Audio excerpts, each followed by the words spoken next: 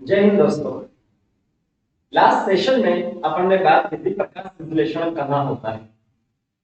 काफी important point था उसमें, जो तीनों चैप्टर थे उनको रिलेट करके अपन ने एक तरह से रिवाइज उसका किया था। और आज के सेशन में अपन एनसीईआरटी का अगला टॉपिक देखेंगे जिसका नाम है प्रकाश संश्लेषण में कितने वर्णक भाग लेते हैं। ठीक है, तो वर्णकों की अपन ने बात की थी कि प्रकाश संश्लेषण कहाँ होता है। साथ क्लोरोफिल में होता है, जो हरा पार्ट होता है पादप का वहां होता है।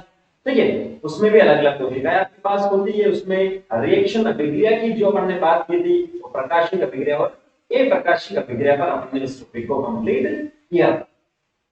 अब जो अपन देखते हैं अपने आसपास, जो हरा रंग दिखता है पादप में, क्या केवल एक ही वर्णक की वजह से होता है या एक से अधिक वर्णक की वजह से होता है, वो आज के सेशन में अपन डिस्कस करेंगे। और साथ साथ में एनसीईआरटी में जो क्वेश्चन दे रखे हैं, जो टॉपिक है उसमें दो तीन क्वेश्चन आपको देते हैं एनसीईआरटी में, वो यहाँ से हम समझने की कोशिश करेंगे।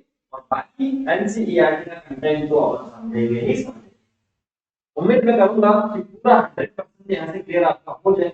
सेशन पूरा देखिएगा, उसके बाद में एनसीईआरटी पढ़िए तो अच्छा रहेगा, टॉपिक को समझने में आसानी रहेगी।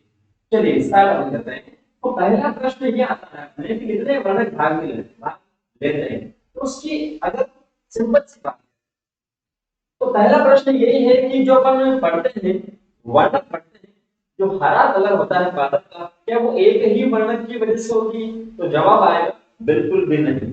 यहाँ पर आपको एक से अधिक वर्णक देखने को मिलते हैं, जिसमें सिंपल से अगर अपन बात करें तो आपने पढ़ा होगा पादप जगत, प्लांट किंगडम, तीसरा जो चैप्टर है एनसीईआरटी, उसमें जो एक टेबल आपको दे रखी है, देखिए शैवाल वाली टेबल दे रखी है, इसमें हरा शैवाल, भूरा शैवाल, लाल शैवाल।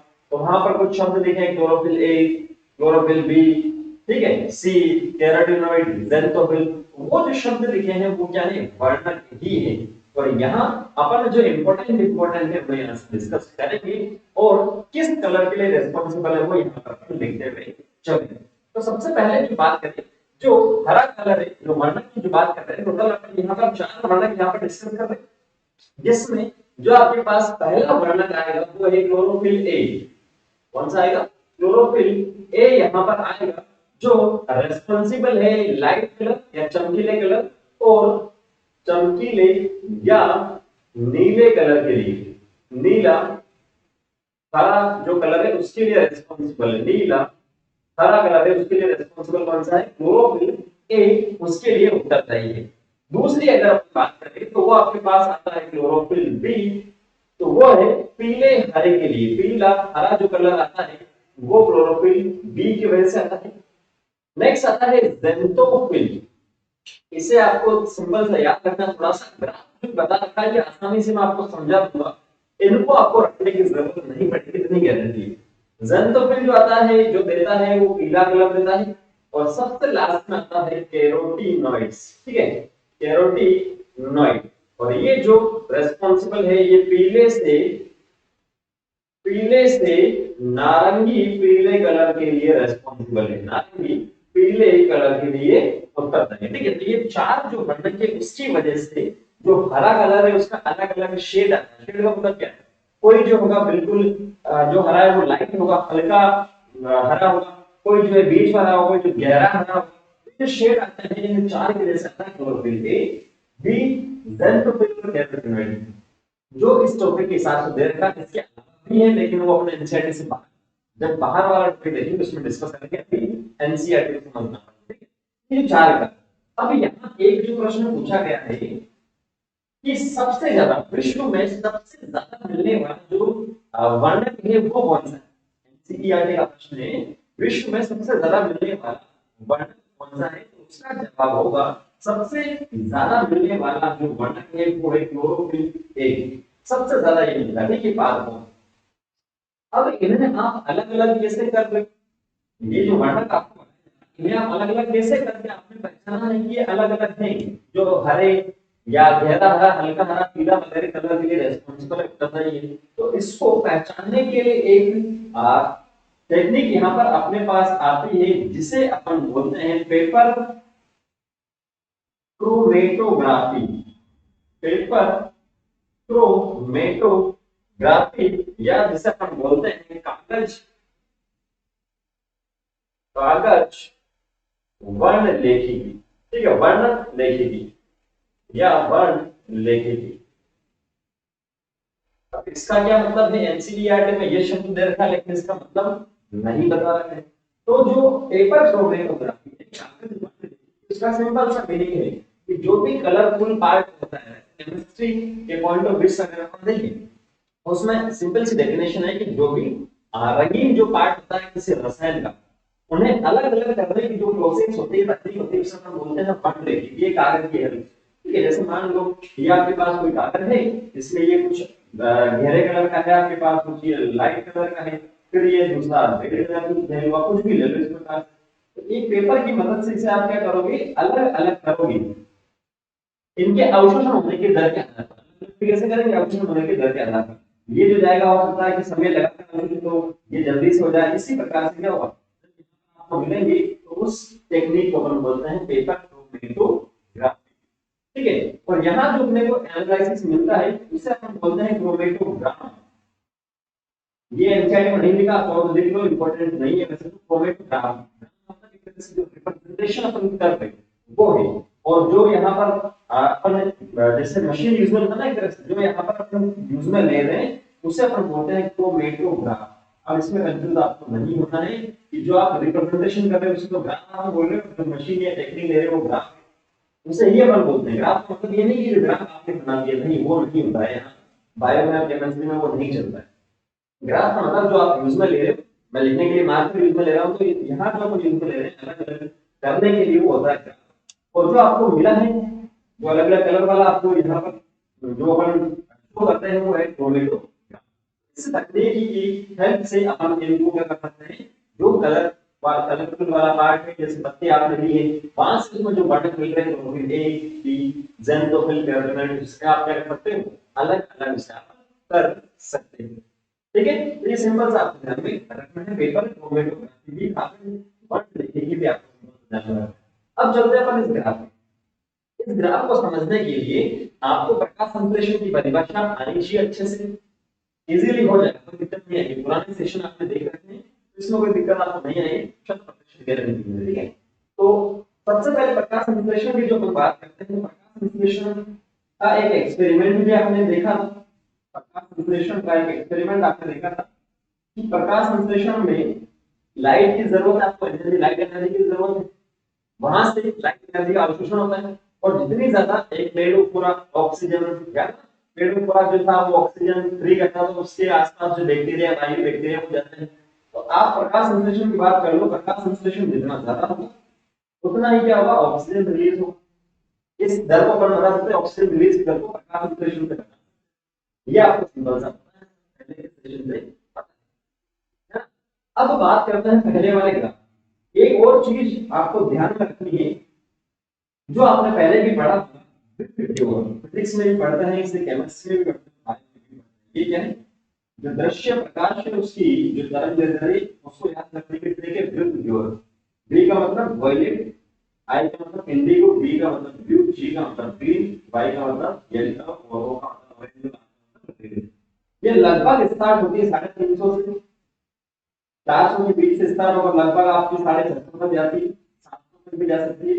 अलग अलग बुक में अलग अलग बता रखा, लगभग 650 700 क्लियर है कि आपके पास तो ये एक्स एक्सिस है, ये यहाँ पर आपका तरंगदैर्घ्य है, क्या है, तरंगदैर्घ्य है सिंपल सा, जो लगभग 350 से स्टार्ट होकर 650 700 तक आ जाता है, ठीक है। ये इस एक्स एक्सिस सब में ये वाई एक्सिस का आपको तीन ग्राफ बता रखे, इनको आपको समझना एक सीक्वेंस में हम बता रहे हैं, आसानी से समझ में आ जाए। यहाँ पर लिखा हरित वर्णकों द्वारा प्रकाश का अवशोषण, हरित वर्णकों द्वारा प्रकाश का अवशोषण, ये जो वर्णक है यही क्या करेंगे, प्रकाश का अवशोषण करेंगे। और जितना ज्यादा अवशोषण होगा उतना ही क्या होगा, प्रकाश का संश्लेषण होगा, भोजन का संश्लेषण होगा। तो इसमें आप देखेंगे ये जो ब्लैक कलर में बताया, इसमें मैंने ब्लैक कलर में आपको यहाँ पर बता रखा है, ये है क्लोरोफिल ए, क्या है, क्लोरोफिल ए। जो रेड कलर में या ग्रीन कलर में आपको बता रखा है वो है क्लोरोफिल बी, और जो रेड कलर में आपको बता रखा है वो है कैरोटीनॉइड, जो तीसरे प्रकार का पिगमेंट है। तो इसमें बात नहीं की, ये जो है बेसिकली बात करें तो वसा विलेय जो है पिगमेंट एजेंटोफिल कैरोटीनॉइड वगैरह साथ में मिले रहते हैं, ठीक है। तो इस क्लोरोफिल ए में आप ब्लैक कलर में जब देखेंगे अवशोषण कितना होगा यहाँ पर, अवशोषण ये सबसे ज्यादा यहाँ इसमें पीक है, क्लोरोफिल ए का ये वाला पीक है, दूसरा ये वाला, ठीक है। क्लोरोफिल बी में यहाँ पर है, अगर क्लोरोफिल ए की वेवलेंथ आपसे पूछी जाए तो लगभग यहाँ आप देखेंगे इस पीक पर ये 400 के आसपास आता है। इस 400 के आसपास जो क्या होगा, प्रकाश का सबसे ज्यादा अवशोषण होता है। यहाँ पर आपके पास लगभग वापस से 600 के आसपास अवशोषण होता है। क्लोरोफिल बी की आप बात करोगे तो ये 500 के आसपास जो है, 500 जो करंट दे रही है, ठीक है, उसके आसपास आपके पास क्या था, अवशोषण यहाँ पर। तो अब ये जो है सबसे ज्यादा अवशोषण की बात करें, ये अपने बात की विश्व में मिलने वाला सबसे ज्यादा मिलने वाला जो घटक कौन सा, क्लोरोफिल ए है। तो सबसे ज्यादा प्रकाश संश्लेषण की भी आप बात करो, एक यहाँ पर पीक है, दूसरा यहाँ पर पीक है, जबकि क्लोरोफिल बी में केवल एक ही पीक है, कैरोटीनॉइड जो है वो सबसे नीचे ही है, उसमें कोई दिक्कत वाली बात नहीं। तो क्लोरोफिल ए में आप इस तरह नजरिए के अनुसार देखेंगे सबसे ज्यादा क्या हो रहा है, अवशोषण हो रहा है, इसीलिए आपने बोला सबसे ज्यादा ये काम में आ रहा है, ठीक है ना, ये काम में आ रहा है। अब इसी ग्राफ को आप देखेंगे, नीचे वाले से कंपेयर करेंगे, नीचे वाला लिखा अवशोषित जो प्रकाश है वो, और प्रकाश संश्लेषण की दर लिखिए, क्लोरोफिल का स्पेक्ट्रम लिखा है, एक्शन स्पेक्ट्रम ये पेपर में बात की थी। तो जितना ज्यादा यहाँ पर ये अवशोषण हुआ है प्रकाश का, यहाँ पर इस क्लोरोफिल ए को आप देखेंगे तो उतना ही ज्यादा यहाँ पर क्या हो रहा है, अवशोषित प्रकाश जो होता है संश्लेषण की दर जितना ज्यादा अवशोषित हुआ, इसलिए यहाँ से ये वाले को आप देखो, ब्रेक वाले, फिर ये वाले को देखो, आप प्रकाश संश्लेषण की दर बताई जा रही है, क्योंकि प्रकाश संश्लेषण क्या होगा, जितना ज्यादा अवशोषित होगा उतना ही प्रकाश संश्लेषण होगा। और इसी को आप समझेंगे किससे, प्रकाश संश्लेषण की जो दर है वो ऑक्सीजन मुक्त हो रही है उससे, जितना प्रकाश संश्लेषण होगा उतना ही उसी रीजन में क्या होगा, ऑक्सीजन मुक्त हो रही है। इस पर ये वाला पीक था, ये वाला पीक था, फिर ये वाला पीक है, ये वाला पीक है, इसमें ये वाला पीक है और ये वाला पीक है। जितना ज्यादा अवशोषण हुआ है उतना ही ज्यादा प्रकाश संश्लेषण हुआ, जितना ज्यादा प्रकाश संश्लेषण हुआ उतना ही ज्यादा ऑक्सीजन यहाँ पर मुक्त होती है, दो रीजन, ठीक है। अब आपसे पूछा जाए कौन से कलर में ये आ रहा है, तो आप बता सकते हैं विभिन्न के आधार, किसके आधार पर, विभिन्न के आधार पर आप बता सकते हैं, है ना, विभिन्न के आधार पर आप बता सकते हैं। और सबसे मैक्सिमम जो यहाँ पर हो रहा है क्लोरोफिल ए, नेक्स्ट क्वेश्चन पूछा गया वो क्लोरोफिल ए से संबंधित है। क्लोरोफिल ए का जो मैक्सिमम काम है, प्रकाश संश्लेषण हो रहा है वो कौन सी तरंग दैर्ध्य में हो रहा है, तो आपको ध्यान में रखना, एक तो आपके पास आता है ब्लू वाले रीजन में, और दूसरा आपके पास आता है सबसे लास्ट में रेड वाले रीजन में। इन दोनों रीजन में ब्लू और जो रेड वाला रीजन, इन दोनों में प्रकाश संश्लेषण जो है वो अधिकतम यहाँ पर होता है, वह ऑक्सीजन जो फ्री हो रही है उससे भी आप देख सकते हो। इसमें कोई आपको दिक्कत नहीं होनी चाहिए, और दिक्कत है तो आप कमेंट सेक्शन में कमेंट करके पूछ सकते हैं। अरे ना बस ये जो ग्राफ है सिंपल सा फोटोसिंथेसिस के बारे में बता रहा है, रीजन में जो हो रहा है आपके पास, इसके अलावा भी कुछ जो बीच वाले रीजन है वहां पर भी थोड़ा थोड़ा बहुत प्रकाश संश्लेषण होता है, ऐसा नहीं कि बिल्कुल जीरो पे मैं लेके आएगा, टच नहीं कराया मुझे कहीं पर भी, ठीक है। इसका मतलब बीच वाले जो मंडल है वो प्रकाश संश्लेषण करते हैं, जो दूसरी तरंग दैर्ध्य वाली लाइट है उसको अवशोषित कर सकते हैं, वहां से वो प्रकाश संश्लेषण सिंपल सा कर सकते हैं, ठीक है। अब जो बात करें क्लोरोफिल जो ए है वो आपके पास है, वर्णकों का क्लासिफिकेशन अगर करें तो क्लोरोफिल जो ए है आपके पास वो मुख्य वर्ण, कौन सा, मुख्य वर्ण।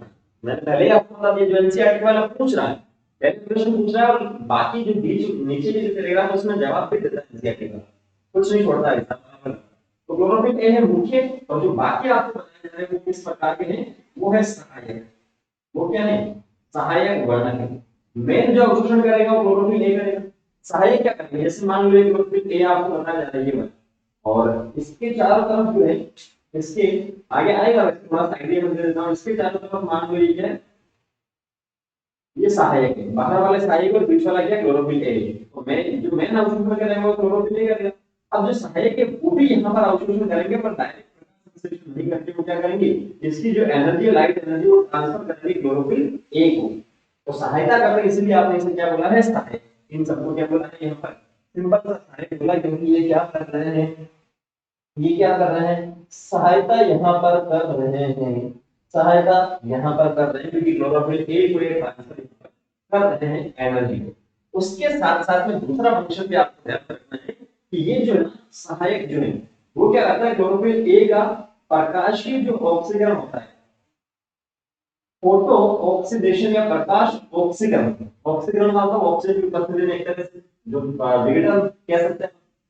तो प्रकाश की उपस्थिति में यहाँ पर अपन बोलते हैं लाइट जो एनर्जी है उसकी उपस्थिति में अगर इनका विघटन हो रहा है, कुछ चेंजेस यहाँ पर हो रहा है, तो वो होता है प्रकाश ऑक्सीकरण।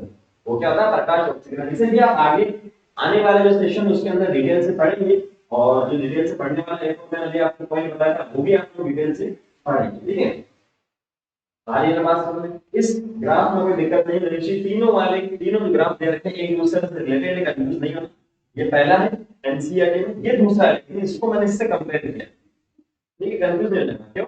जितना प्रकाश का अवशोषण होगा, ये अवशोषण प्रकाश आपको यहाँ बताया जा रहा है, ये क्लोरोफिल का अवशोषण स्पेक्ट्रम है, ये प्रकाश, ये अवशोषण क्लोरोफिल जो लाइट आ रही है उसके बाद में अवशोषण हुआ, और उसके बाद में ऑक्सीजन कितने रिलीज हुए, तीनों एक दूसरे से रिलेटेड ही है, कोई भी इसके अंदर आपको डाउट नहीं होना चाहिए। स्क्रीनशॉट आप ले सकते हैं, नोट कर सकते हैं, पोज करके।